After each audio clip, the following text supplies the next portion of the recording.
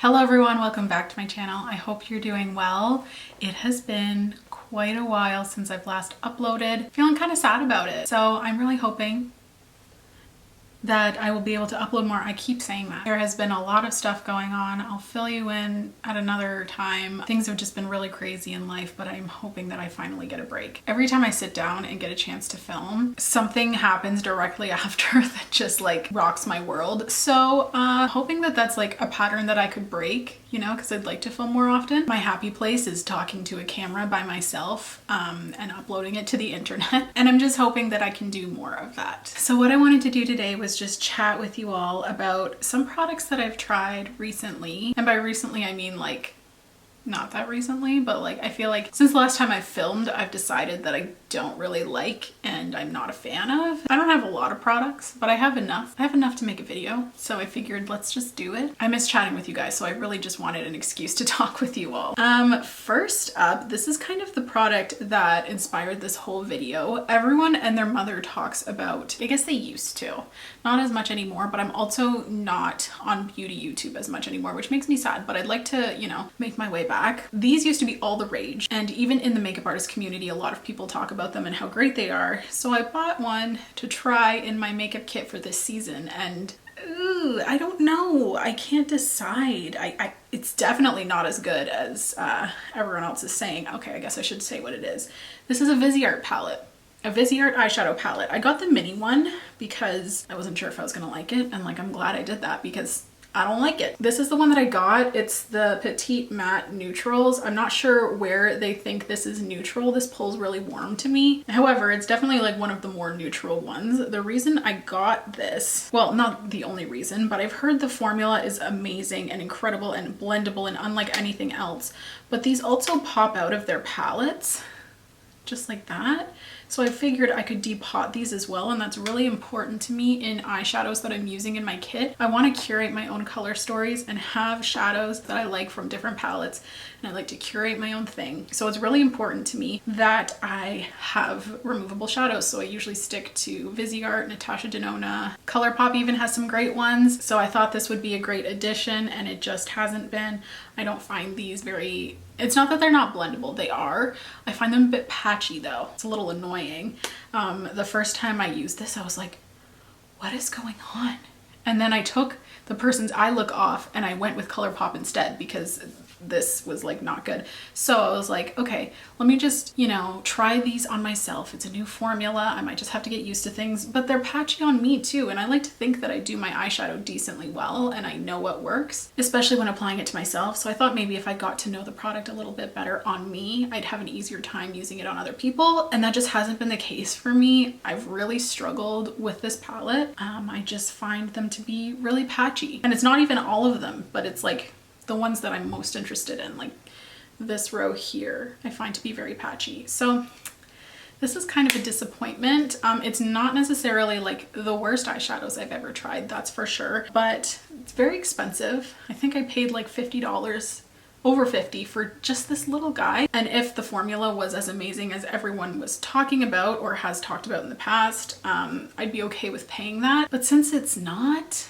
it's just kind of a disappointment for me. Next up, I don't know where to start. I guess we'll go with this one. This is by One Size, and I feel really bad because I think they just put me on their PR list, but I bought this myself and I still don't like it. This is the Ultimate Setting Powder. It comes in 3 shades. Actually, when they sent me product, they sent me the 2 deeper shades, and like, I don't look like a deeper shade to me anyway. So I got the lightest one in the mini so I could try it, and it just darkens any concealer that I put it over top of. So I feel like it's not truly translucent, especially if you're more fair, such as myself. And I find that this looks particularly crepey and like dry under the eyes, which, you know, you put powder over top of concealer, that is gonna happen a lot of the time. It's gonna look drier. But for example, today I used the Colourpop one for the first time in a while, which isn't my favorite, I will say. Like, I like it, it's fine, but it's not my fave. And I used that today instead of this one, and I've been using this one, and I feel like the Colourpop even looks infinitely better than this. Just makes my eyes look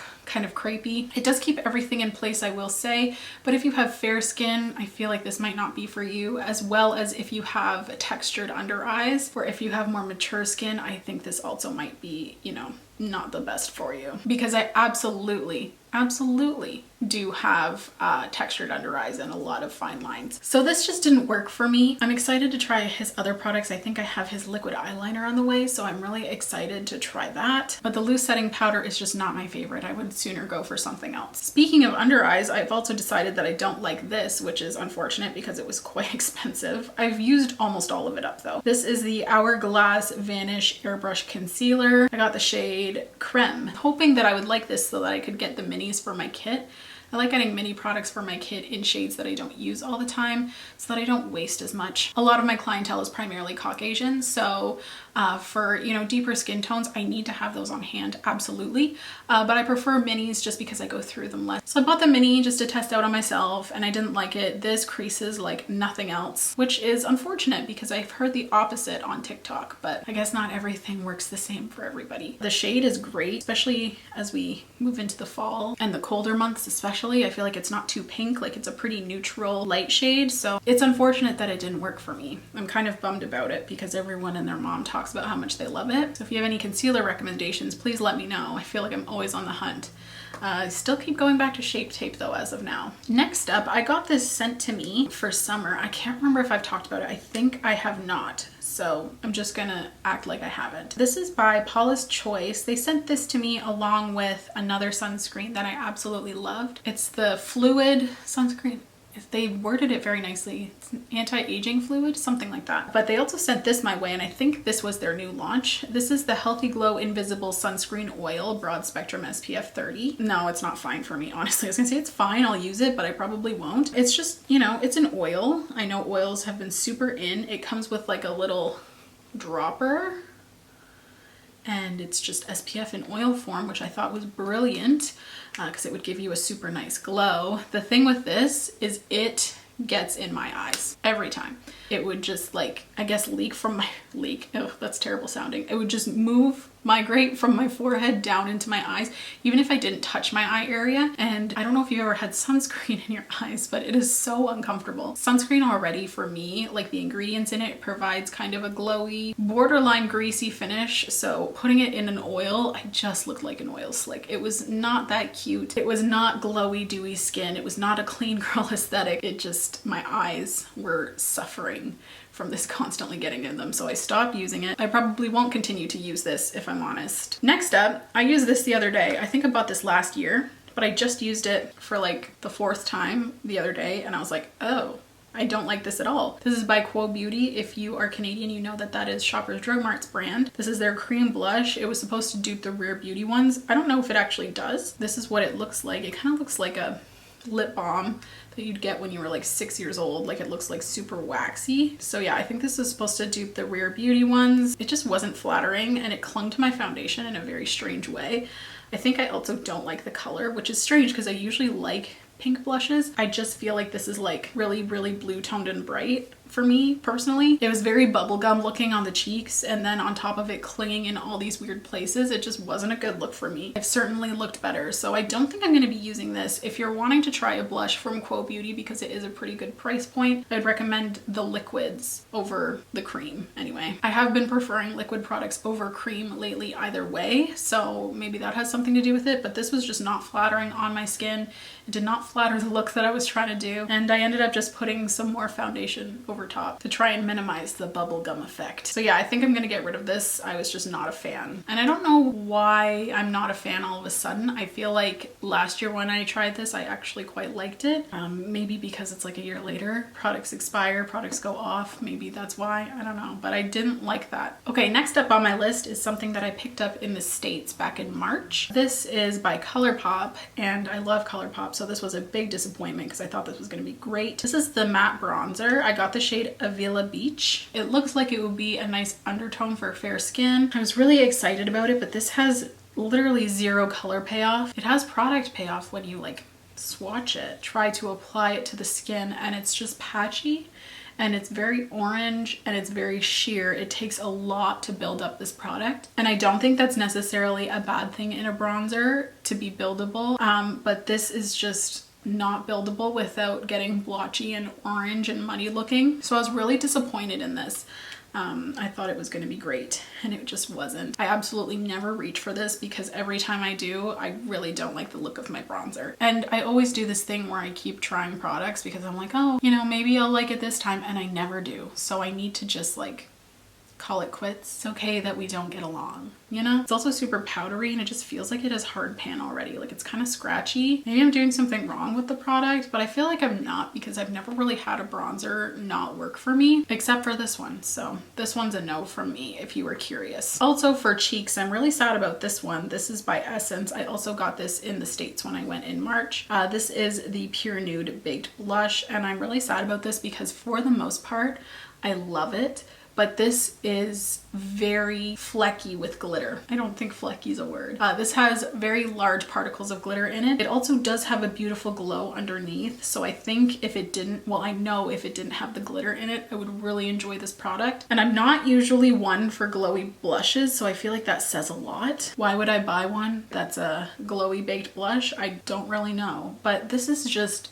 so shimmery, and I do like it when I use it, but the glitter particles, they just really emphasize the pores on my face, and I just can't get over the glitter particles, honestly. I was like, oh, maybe that's something I can overlook, but every time I wear it, I feel like a toddler that got into her mom's makeup and just got glitter eyeliner everywhere. That's how I feel when I wear that blush, so this is a no from me. I was really excited about it because it was very affordable and you get a lot of product. Essence is pretty widely accessible too, and I love the Pure Nude highlighter. So I was really excited for this, and it let me down. Maybe other shades would have less glitter particles in them. I'll have to take a peek. This is the shade Pink Flush, and it's very glittery, if you were wondering. Next up is also a product that I got for my kit. I really like the look of nude eyeliner, but I don't love using pencils on people. I just find that they're harder to sanitize, and I would rather just scoop products out and use them on people that way, especially for like eyeliners. If they made lip liners that way, I would use it like that, but alas, they don't. So I bought this super pomade by KVD Beauty in the shade Bleach 110. It's supposed to be like a multi-use pomade.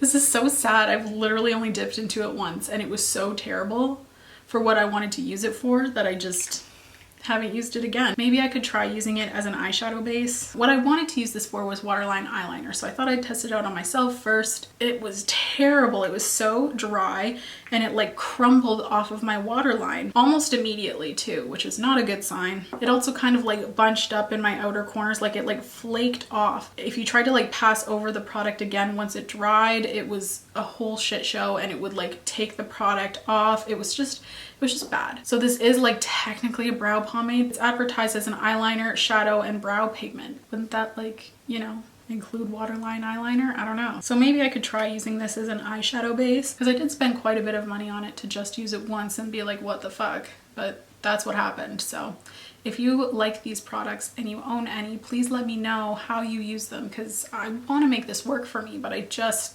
can't. It's not what I was looking for. And lastly, I have a hair product. It's by Kristen S. I see all of the TikTok girlies buy this line at Target. I watch Target hauls all the time. It smells coconutty. This is, oh, I didn't even say what it was. The Extra Gentle Conditioner, moisturizing and calming, gently restoring, shine renewing, safe for daily use, and sulfate free. This made my hair feel like shit. It made my hair so straw-like, and it made my hair weighed down at the same time, like it was so heavy. Like, you know when you use a really thick moisturizer on your hair and it weighs it down? It felt like that, but it also felt dry, and I'm like, which one is it? Are we dry or are we too moisturized? But it was both. And I really didn't like this. I did use it up because I'm just cheap and I didn't really want to buy a different conditioner. But this is shit. I would not buy it again, that's for sure. I think I said that was my last product, but I lied. This is actually my last product. This is the Colourpop Ultra Glossy Lip. I feel like they've changed the formula of the Ultra Glossy Lip when they revamped these. They revamped their, sorry, itchy nose. They revamped their Ultra Glossy Lip, their Ultra Blotted lips, and their Ultra Matte lips. I'm wearing the Ultra Blotted lip in the shade Starling. They brought it back. So pretty. This was my wedding day lip color. Wearing it today. I really like it. And then I'm wearing this gloss on top, and I just think that they've changed the gloss formula, and it's very similar to the Luxe gloss formula. And if you've been around for a while, you know I don't like that formula. So I'm wearing the shade Major Throwback. It's like a really pretty cool toned nude, and that's the annoying thing is they've changed the applicator, so it's like a flat doe foot now. They've changed the scent. It's like a sweet vanilla. Really nice product, except for the fact that it goops up on both sides of my mouth, just like the Luxe gloss. What are they called? Luxe? Ultra Luxe gloss? God, I don't even remember. So yeah, I have the same issue with these as I do the Luxe glosses. So that makes me think that they've just repackaged the Luxe glosses into this formula, which is just a conspiracy. It might not actually be true. So take that with a grain of salt. I don't like these, and I'm really disappointed about that because I used to like their formula. So if they could just change it back, that'd be great. And that is everything for this video. Those are the products that have disappointed me lately. I had a great time chatting with you all today. I really missed filming. It's truly one of my favorite things to do. So yeah, thanks so much for tuning in, and thank you so much for watching if you've made it this far. Please don't forget to subscribe if you want to. If you don't, that's okay. I just really appreciate you being here. It helps out my channel so very much by you watching, so thank you. Please leave any video requests you may have in the comments down below, and I'll see you in my next video. Bye guys!